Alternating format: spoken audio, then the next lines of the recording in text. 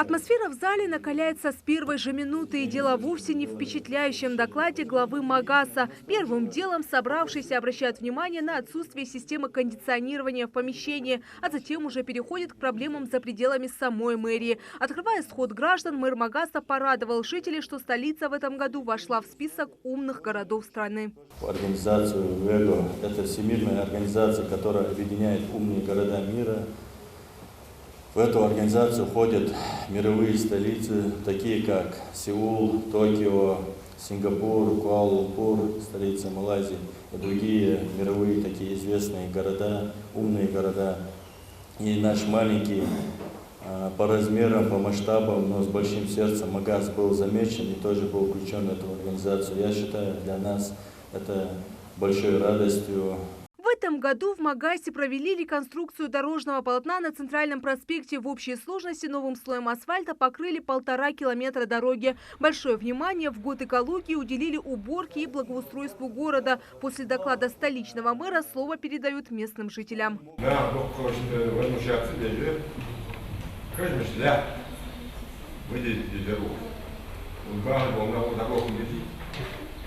данный момент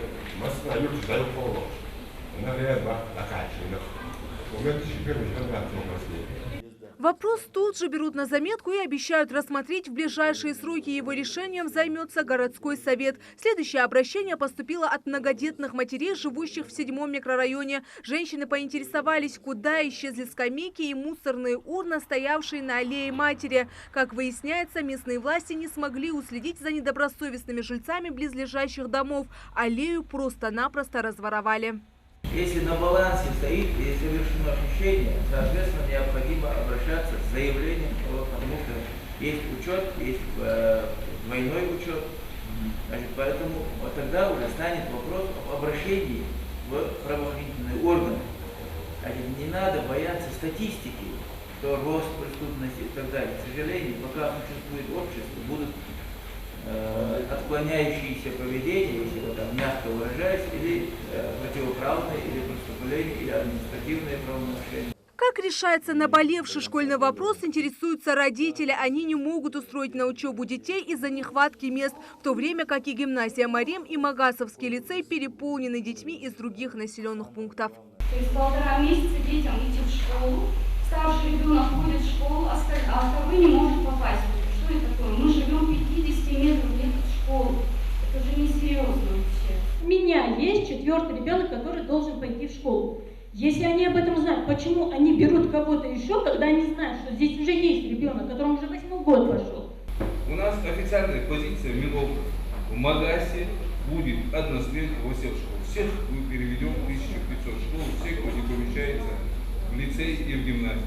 Другого выхода у нас нет. Это безопасность детей, это качество образования, это все вместе на это влияет. Городской маршрут в городе развивается потихоньку, городской маршрут.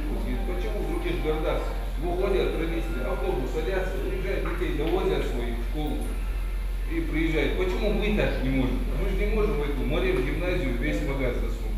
Не обошли стороной и вопрос выброса мусора в неположенных местах недобросовестными жильцами многоэтажек. Горожанам еще раз напомнили, что местные власти не обязаны за ними убирать. И то, насколько оперативно будут решаться проблемы жителей Магаса, зависит от того, как они будут оплачивать налоги и коммунальные платежи. Передай Миржоева, Хаваш Гойгов, Новости 24.